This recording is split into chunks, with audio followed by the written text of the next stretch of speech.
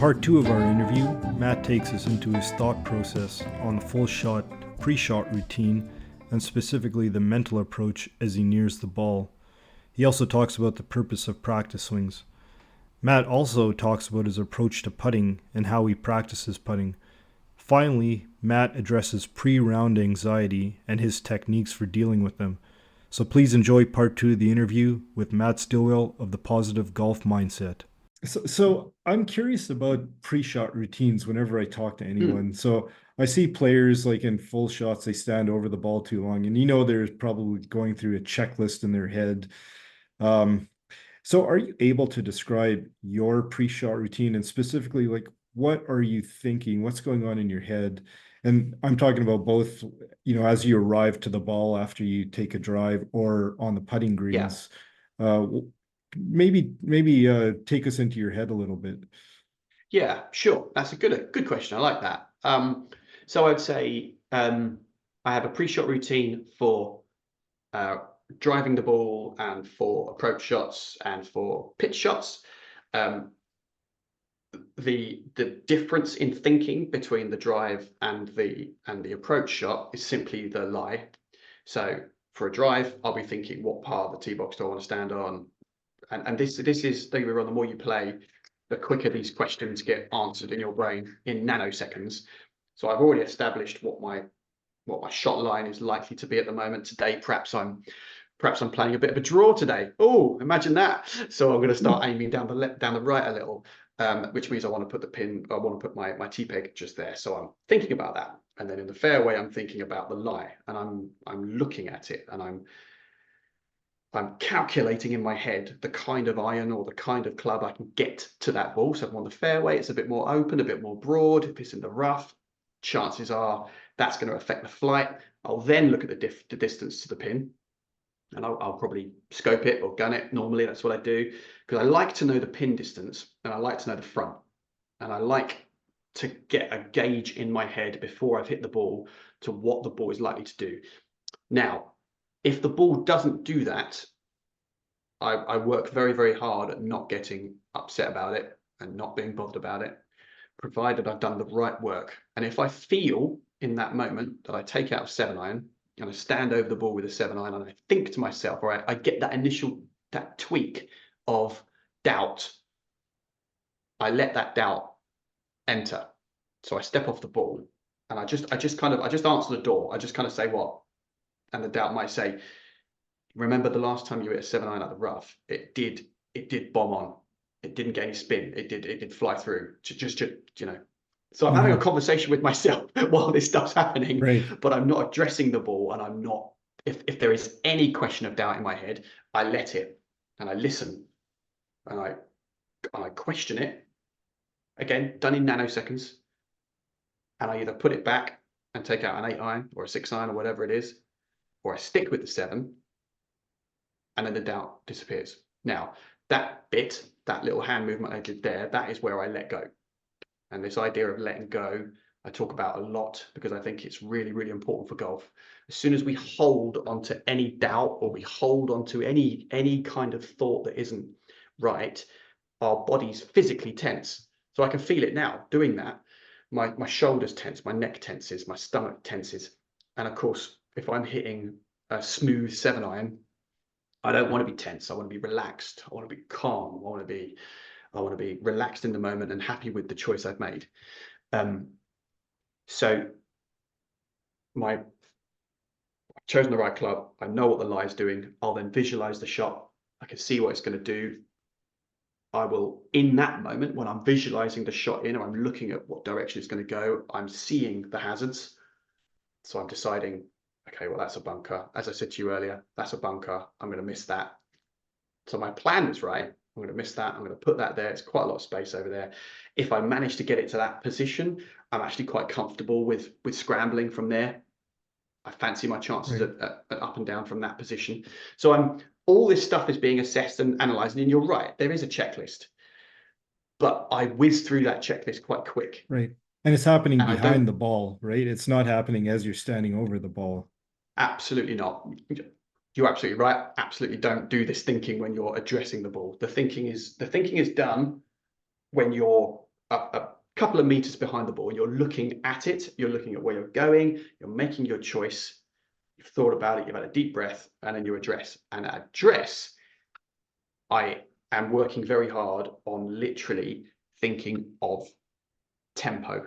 That's all I'm doing. I'm trying very hard not to think of grip, stance, weight, angle of attack, speed. I'm thinking tempo because I Right. feel like if I think tempo, and this is only my, you may be different, your listeners may be different, but for me, tempo keeps my timing right. It means that my impact hopefully will be square. And that's all I need from a 7-9. Right. I don't need to And rip. I don't need to rip it into next week. I need to just hit the square face of this right. 7-9 in the direction I visualized. And if I can do Okay. that, happy days.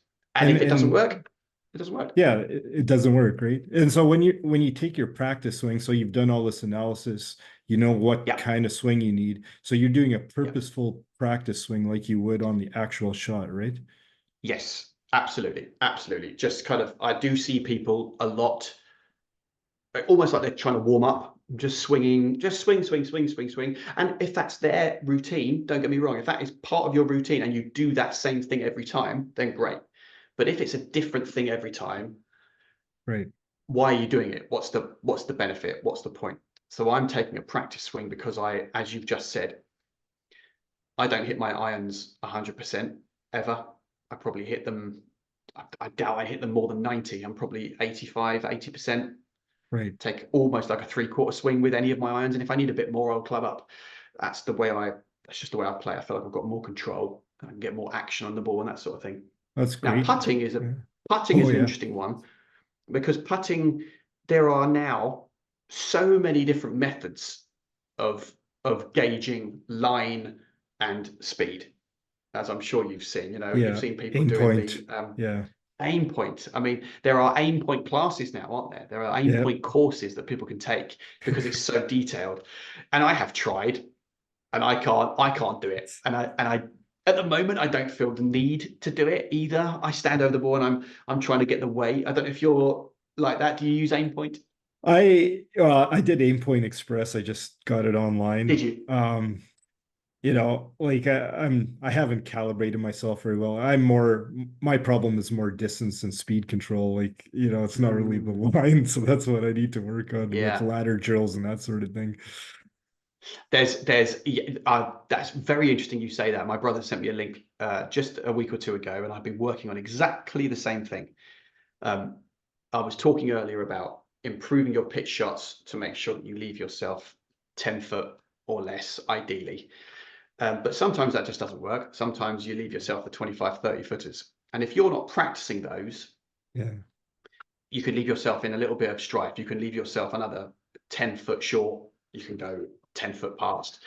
So we've been practicing as kind of as the pros do, I understand, so practicing 20-foot putts without going to the cup, actually going to a tee peg and putting to a point. So putting to 10 foot, 20 foot, and 30 foot from a single point on the putting green, and really trying to mechanize how far back the swing should go. Now that sounds really, really simple and something we all do naturally, probably, but I realized I don't. So what I do now, I pace out the distance. Okay, it's about 15, 20 feet. Okay. From my practicing, I reckon that's a backswing to around about here with a medium pace swing. So at least now I've got a gauge. I've got Yeah. somewhere to start because before then it would have just been a look. Yeah. I don't know. I feel okay. I mean, today they're running quite quick, so I guess I'll try this. And of course, it doesn't really. I mean, a fluky one might end up quite close, but generally, Yeah. it's missing where it needs to be. So it's interesting you say that. I'll send you the link to this YouTube video that my brother sent me. It's really good. Yeah. It's very, very Like good. I know Ross McLeod, I think he's out of Scotland. He's a putting coach, but he prescribes to this having just your stock putt, right? Just like Yeah, something you feel comfortable with. And then you go onto the practice screen and you hit a couple, and then that's your kind of your gauge for the day based on whatever the green speeds are.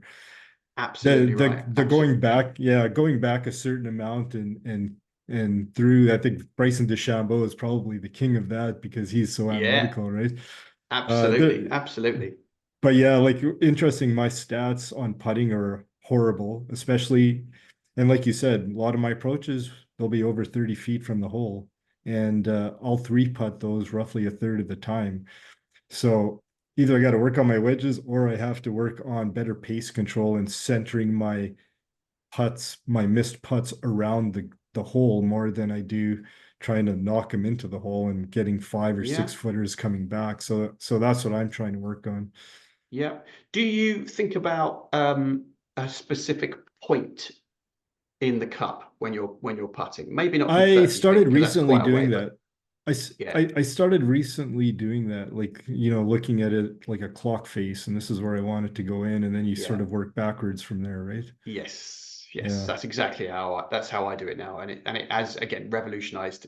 It's you stick to your line, you feel the putt, and there was something you said there that I just wanted to uh, kind of back you up on and say I absolutely agree, and that is this idea of um, having the doing the training before, doing the practice before, but when you're on the course, doing the stuff that works. Do take those 8 out of 10 shots and do those. Don't try Mhm. that one. If you look at it, you go, well, I reckon I have to do this once every 20. Yeah. That's no good. That's no Yeah. good. I know you might want to look great in front of your mates, and you might 1 in 20 pull it off, but you're on the course. You've paid for this. Make it as it might sound boring, but I find scoring well not boring, and I find getting up and down and scrambling well, not boring. I find those things great. So Yeah. stick to the things that you know you can do, the things that you've got in your wheelhouse. And if you haven't, that should be what you go away and work on outside of the course. Perfect. I have one last question for you, Yeah. Matt, and it's more of a selfish question. So I've registered for my first tournament. I don't usually play competitively, the club championships. This is my first one in years. When I hit the register button, I started getting like kind of a little anxious, right? And I know it's an irrational fear. It's not like I'm jumping out of an airplane or skiing down a double black diamond or something like that. It's the only thing that could happen is maybe I think, oh, my mates still think that, oh, you sucked on these rounds. Like, why, right? It's basically just that. There's no like physical rational fears there. So how do you approach this kind of level of anxiety, and how do you calm it and focus more on the present? Yeah. Yeah. But good question. Um, so there are lots of things you can do before the round even starts. Now, you've got your physical mechanical body and you've got your head and your mind. Now, your physical mechanical body, I would imagine you can go and practice. You can go and what I mean by that is I literally mean physically practicing the art of golf, practicing those shots, getting a feel for them. If you feel like this is one I love, is that on the putting green especially, practice those long putts, as I've already said, not to a hole, but to a tee peg, because when they don't go down, it's fine. It doesn't matter because you're only putting to a tee peg. And practice your 2 foot putts to the cup, 2 and 3 foot putts to the cup, and make sure you drain 80% of those. And listen for the ball going in the hole. Listen for it. Constantly listen for it. That will build your confidence when you're on the putting greens, first and foremost, from any distance.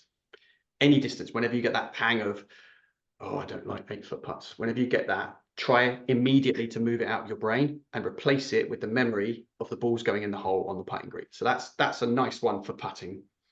Um, but when you're at home, do you ever, before you go to bed, for example, have a picture of not the perfect round, but do you ever walk yourself through the first few holes while you're lying in bed with No, your eyes closed?